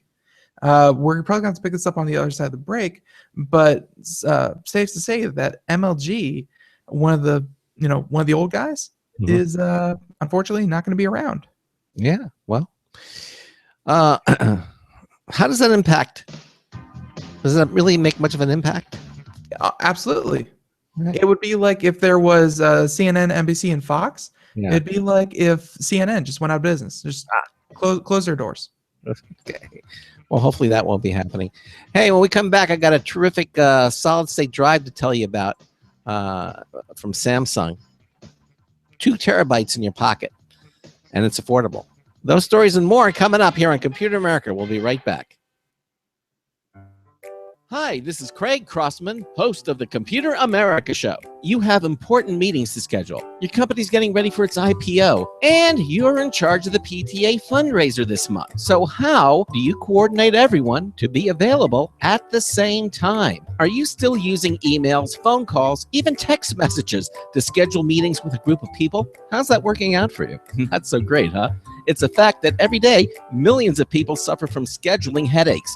Well, with Doodle, scheduling meetings with a group of people is quick and easy. With Doodle, you can easily propose available times to each member. Each one checks off the times that they're available, and then you simply pick the time that works best for the group, all in an easy-to-read display that integrates with your existing calendar. Nothing could be more simple. Give Doodle a try for free, and like millions of Doodle users, you'll truly see how easy it is to find the perfect date and time for all your meetings. That's www.doodle.com. Looking for a best friend? Brother Wolf Animal Rescue has your best friend waiting just for you. The mission of Brother Wolf Animal Rescue is to help build a sustainable, no-kill community where no dogs or cats are ever killed for population control, where true euthanasia is reserved only for animals who are irremediably suffering or for animals who are truly a threat to society and with no hope of rehabilitation. Brother Wolf's staff and volunteers go door to door, neighborhood by neighborhood, to educate citizens about local resources available for at-risk pets and to help their families connect with those resources. Brother Wolf's community-based approach to no-kill helps keep family pets healthy, happy, and in their homes and out of the local shelter system in the first place. For more information or to make a tax-deductible donation to this wonderful 501c3 organization, visit their website at www.bwar.org. Help to realize Brother Wolf's vision when no animal is euthanized for lack of a home. Who's a good boy?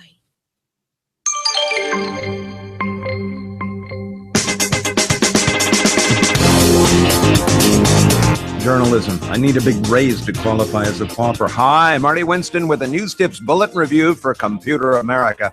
This time, the Stiga sensor score for table tennis. Of late, an automatic system from Stiga called Sensor Score can keep score of table tennis games by using 2 small sensors mounted to the underside of each half of the table, plus a third sensor in the net. They identify these as vibration sensors, so they may be piezo devices or they may be purpose-built microphones. The product provides a custom net with a scoreboard at one end, offering both colored lighted scores and spoken feedback. We're impressed, of course, that they're able to deploy sensor technology in so cunning a way. Bottom line, Stiga's sensor score for table tennis represents a net gain for clever technology and fair play. Marty Winston, News Tips Bulletin for Computer America. Welcome back to the Computer America Show. Yes, thank you, Marty Winston, for that News Tips Bulletin review. And before we get to Craig's amazing, astounding solid-state drive, just want to finish up with this one here where MLG has closed their doors. So, and of course, as part of the deal, CEO And by the way, we're doing computer and technology news brought to you by Slimmer Utilities. Yes. Here on Computer America. So, yeah, and of course, as part of the deal where MLG is being bought out by Activision Blizzard, the CEO of MLG currently will be replaced by the chief financial officer of MLG, and and of course, MLG co-founder Mike Sepso left MLG in October 2015 to join Activision Blizzard's new esport division. And former ESPN and NFL Network CEO Steve Bornstein also joined the division, which is built on top of the IGN Pro League company bought in 2013.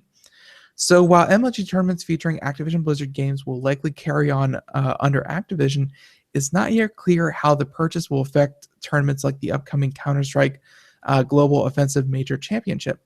So regardless, with companies like Valve and Riot running their own tournaments for games like Dota 2 and League of Legends, organizations like MLG are rapidly becoming unnecessary. So of course, fellow publisher EA has recently jumped on the esports bandwagon too, launching its competitive gaming division, or CGD, in order to turning existing EA games like FIFA, Madden, and Battlefield into viable esports franchises. So I think this is actually a pretty neat prospect because Activision Blizzard, they really don't do much in the way of esports. They don't host their own tournaments. They don't really have too much of a say in it. I mean, there are tournaments like BlizzCon, and, World of Warcraft and StarCraft and Call of Duty. They don't do that anymore. But I feel like they could take some of the assets and they could take the if nothing else, the brand recognition from MLG, because MLG was vastly popular with things like Halo 2 and stuff like that. They could take that and actually turn it into a decently viable esports scene. Why do you think they don't do that this anymore, Ben? What do you mean? Well, you said that all the big events that I think part of what made MLG go away was that they lost a couple of big names, and esports, it has never been bigger, and it's continuously growing. It's growing by Steam and Riot through League of Legends and Dota 2.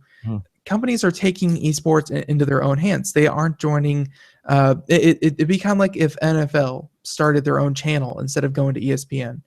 They're taking it into their own hands because there really wasn't the infrastructure to do what they wanted. And I feel like if MLG had been managed a little bit differently and tried to sign deals and actually make themselves more of a viable network, they'd probably still be in a pretty good place. But they lost a couple of their big sponsors, and through setting up a tournament is not a very easy thing to do. And you need a lot of manpower and you need a lot of logistics. And, MLG's, I'm not blaming them, but they let it slip off. And unfortunately, they had to be bought out. So hopefully MLG stays around and they come back with better games and more content, because I think they really do have the brand name out there. So, All right. Well, as I tease a little bit, this is from a gadget. Samsung's new portable solid-state drive puts 2 terabytes in your pocket. Wow. Now, Samsung last year, launched its first portable solid-state drive. So I guess they feel it's fitting. They should kick off 2016 by announcing a bigger, better successor. So the new portable SSD T3, it's similar to the older T1 in more ways than one. It uses the same vertical NAND memory technology. It has the same read-write speeds. And though basically, even though this new drive, the T3, is slightly heavier than the T1, it's still tiny enough to get lost in a deep pocket. And arguably the most significant development is a jump in capacity, as a T3 will be available in either 250 gigs, 500 gigs, 1 terabyte, or a massive 2 terabytes of storage. This is solid state drive we're talking about here, folks, not magnetic, not the old fashioned. This is solid state drive. And Um, Now, basically, it also supports USB 3.1 and Type-C connections, as well as USB 2.0 for hooking up to computers, smartphones, tablets, and the like. And also, if it has built-in security, if you want to activate it, the AES 256-bit hardware encryption, password protecting the drive. There's also a companion Android app that'll let you change your password and see how much storage you've eaten into from mobile devices. Now, this T3 is launching next month in the US and also a couple of European markets, China and Korea. So basically, there's no pricing at this time. However, it's not going to be very expensive, but it's not going to be very cheap either. Okay. Considering that the 1 terabyte version of Samsung's T1 was around $600 at launch, okay, they're speculating that this one will be somewhere, in the $800 price range, at least initially. Still, for 2 terabytes to fit in your pocket, $800 ain't bad. I believe Samsung was also the one that brought out I think it was like a 15 terabyte solid state drive. Yeah, that was for enterprise only. Yeah. But Samsung seems to be doing a lot with these memory storage solutions, where a lot of us in the consumer space will say, why do we need 2 terabytes in our pocket? Why do we need 15 terabytes in our computers? Why do we need this, that, and the other? And Samsung seems to just be pouring money into research and development and saying, someone will use it. Be it data farms, be it consumers, be it businesses, someone will find a use for all this memory that we are able to squeeze in such a small form factor. Wouldn't it be a sad thing that companies would stop developing devices because they thought that no one would use it? I mean, that can't be a criteria for development of a product. I think that. Well, I don't think that the demand, like there will always be a demand for something faster, better, stronger, more power efficient. Yeah. But I think you have to look at a company as big as Samsung, and you have to say, is there enough demand to warrant more research and development, going into a product? Because they could have a pretty nice lineup and they could take money out of research and development because they feel that they've done enough, and they could switch that over to advertising, marketing, product design. They could put that money elsewhere, but it's really refreshing to see so much going into research and development. Yeah, because eventually, as you know, the prices of these things will, as bigger and better ones come out. That's the pattern. As bigger and better comes out, prices drop for the slightly older ones. That's not to say, in 2 years from now, putting 2 terabytes, a 2 terabyte hard drive is not going to be less in demand. I think if anything, it'll be more in demand It'll be standard. Yeah, it'll become a standard feature.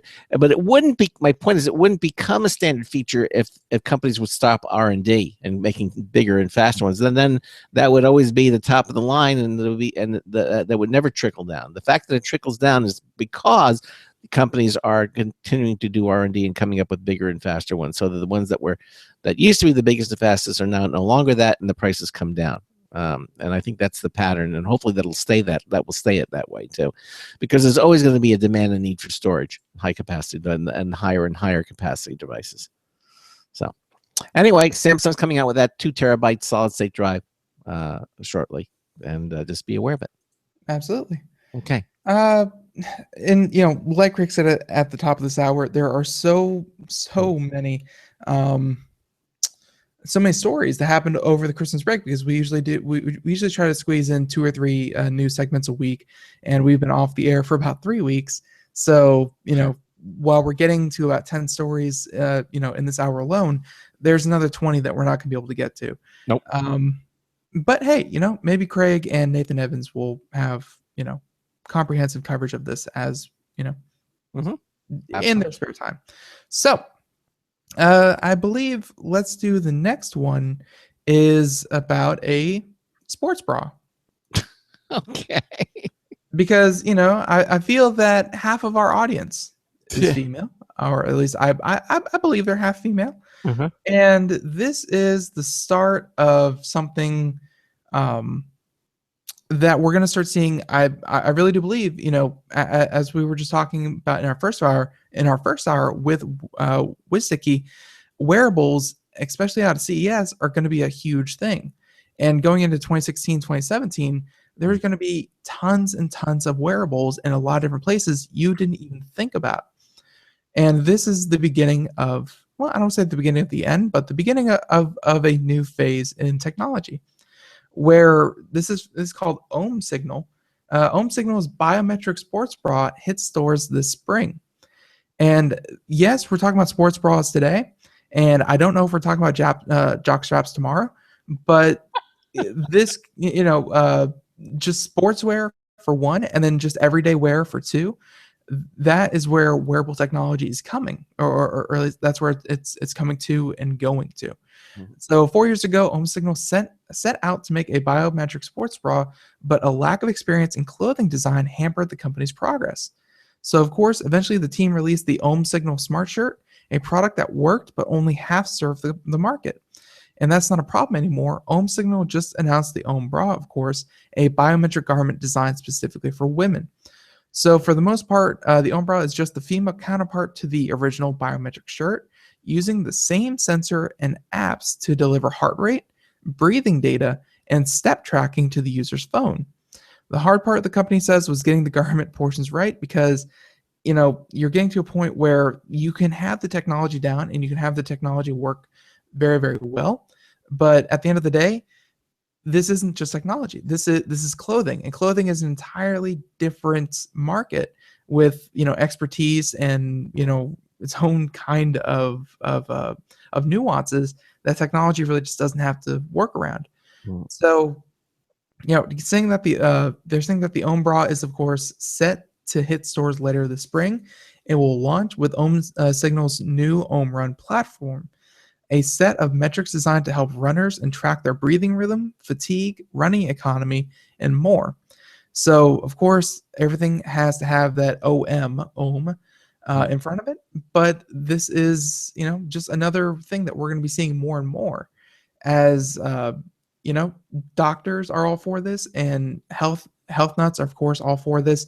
But at the end of the day, I really do feel like that wearable technology is going to be built into almost everything that we put on in the morning, and it's going to tell you it's going to tell you things that really you didn't even know you wanted to know. But when your doctor or yourself or someone who knows what they're looking for can pour over the data, they can see that, you ate at this time, and this time, and your body responded this way, and this way. It's going to make you a much healthier person just by having that data with you. Well, I mean, Craig, do you see any benefit in having connected clothing? Yeah, I do. I really do. I mean, we can, but I think it is. I think we're going to see more and more of it. I think it's going to kind of filter in almost surreptitiously, where clothing will be able to measure different. I don't say surreptitious because that sounds evil, and Well, but it's going to make its way into it. Yeah, passively. Yeah, passively. That's a better word. Yeah, passively will make its way into more and more of our clothing. I mean, because we're wearing clothes anyway, right? So you might as well make them useful. and of course clothes are useful anyways, because they make me look gorgeous. But the first place it's of course going to go is wearable technology, where it's always shined, has been in the exercise arena, and making sure that you stay fit and all that kind of thing. And these companies are, the first place they obviously went was a workout shirt and a workout sports bra. And workout clothing is going to be the first one to do it. But when it becomes cheap enough, we're seeing this now with the Internet of Things, these Wi-Fi connectors and sensors and things that collect data. They're so cheap, and you can put them in any and everything. Yeah. That why wouldn't you put them in all of your shirts and all of your and in all of your shoes, and you can and you can collect this data that will help you perform better. Yeah, no, it makes a lot of sense. And I think 2016, by the end of this year, we're going to see a lot of these connected clothing Mhm. make a huge appearance No. by Okay. the end of the year. All right. And to help those items function more smoothly, a new Wi-Fi standard is being introduced. Yes, I remember when it started 802.11b, and then went to G, and then it went to N. BGN. Yeah, and well, I guess, and then AC is the latest one. Well, evidently, according to Engadget, there's a new Wi-Fi standard offering more range for less power. It's called their Halo.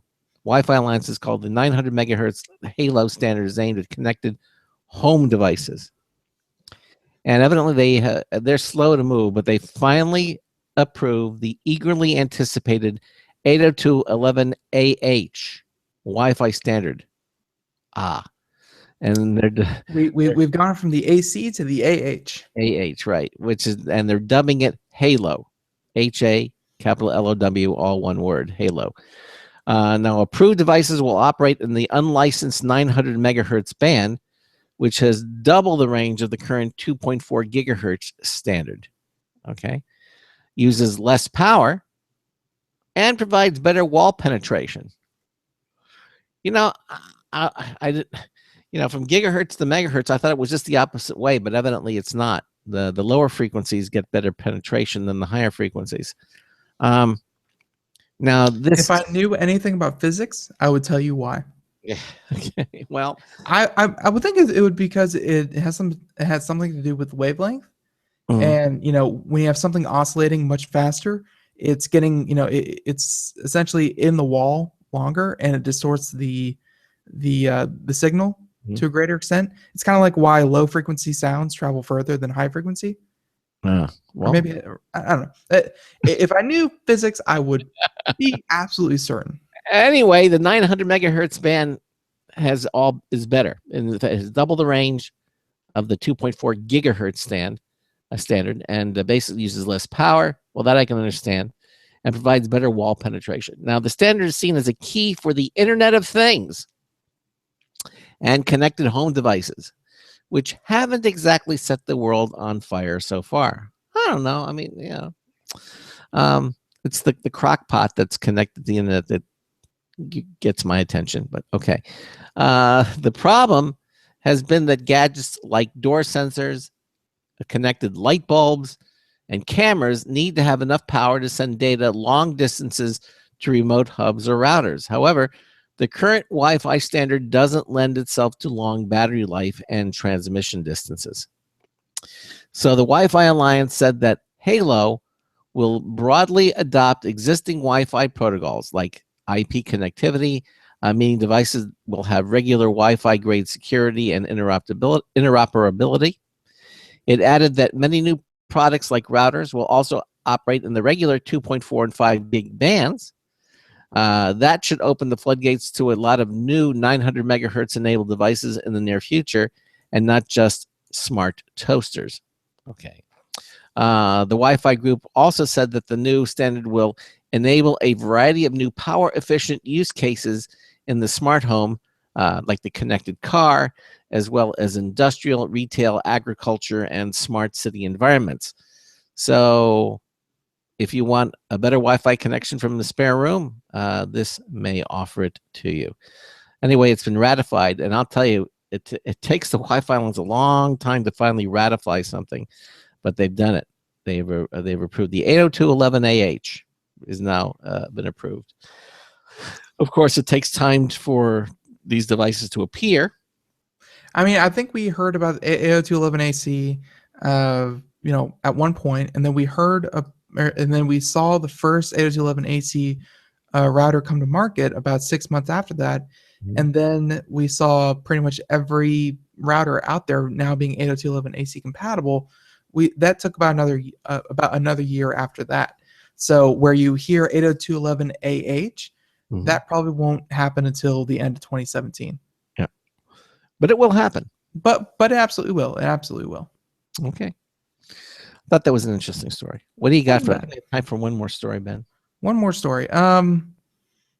All right. Well, how about we do? Oh wait, there was a really good one that it was a feel good story. If I can just find it. Not the self-driving car from Delphi. No. How about this one? Windows 10. Wow. If we're talking about adoption rates, because I guess A211AH. There we go. There's a tie-in. Windows 10 races past 200 million installs. Woo. Unofficially. Yeah. So the last official count from Microsoft regarding the Windows 10 installation came in October. And of course, at the time, Microsoft said that its latest OS had just raised past 110 million installs, which is, of course, an impressive number considering it just came out at the end of July. But now, the unofficial number has jumped to more than 200 million installs. Wow. So, and of course, that's coming from the folks over at WinBeta, so Windows Beta, WinBeta, and their contacts. If accurate, it represents an average of 40 million new installs per month for each of the 5 months Windows 10 has been available. It's the kind of start Microsoft needed in order to. It need to have in order to have a shot at seeing its vision through to the end. Microsoft plan is for Windows 10 to be the last monolithic version of Windows ever, with frequent updates and upgrades in place of brand new Windows builds. You're sticking to that story, huh? Yeah, and we've heard different results. Windows can't just say, "Oh, yes, we believe this," but they can't say, "Oh, but we really can't." Like, that's their story, and they're sticking to it for now. But we here at Computer America, of course, have a different theory. So, let that be what it is. We've had a number of correspondents make comment about, about that. Michael Miller and a lot of people who have been on the show said, they're still going, I don't know if Windows is going to be the last version ever. But it could be from a technology standpoint, but let's face it, from a marketing standpoint alone, it makes no sense. So, well, it is what it is. So to help matters along, Microsoft made Windows 10 a free upgrade, as we all know, and it has been aggressively pushing this upgrade to legacy users.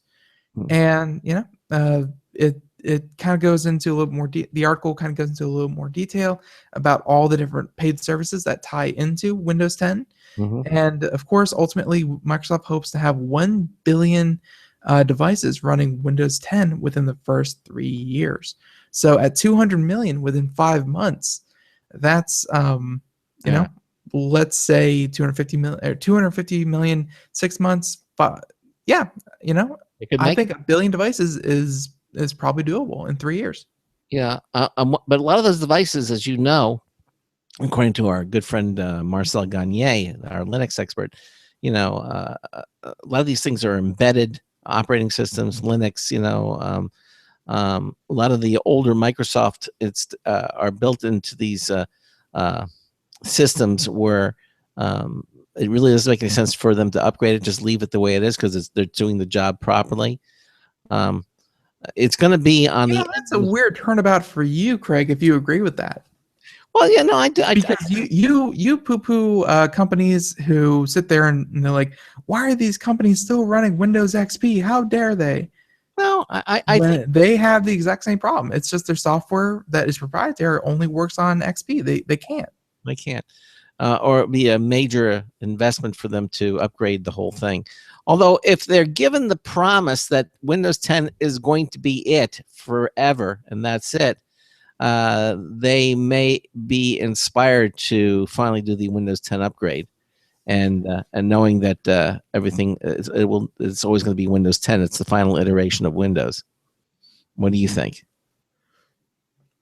I think that it won't be the final iteration of Windows. Well, then they can't make that promise. Well, I'll tell you, folks. They totally could, but I've seen it time and time again that as soon as you say this is it, we're done, it's perfect, we're good to go, we're only going to tweak it little by little.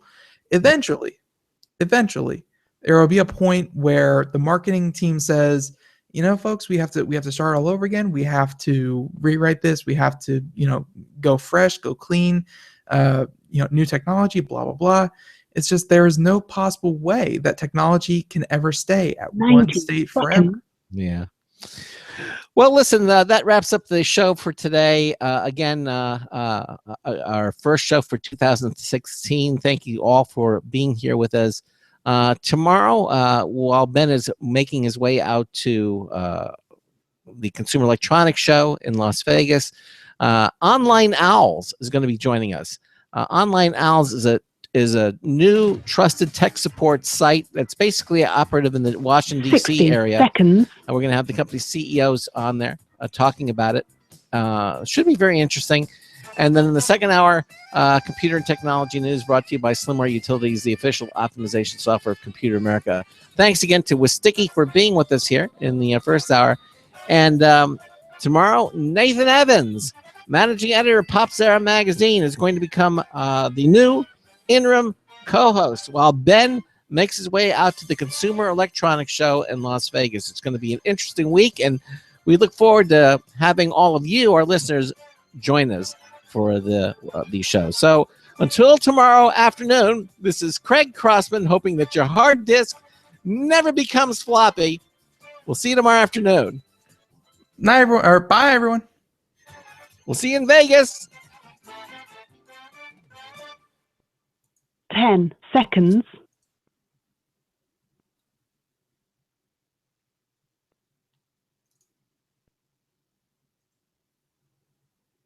Thank you for using Blog Talk Radio.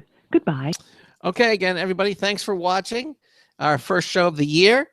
And as I said, Ben will be heading out to Las Vegas. So it'll be Nathan Evans and myself tomorrow. And then we'll work out all the details for how we're going to present the Consumer Electronics Show and showstoppers to you. So have a great day, and we'll see you tomorrow. Bye, everyone. Bye-bye.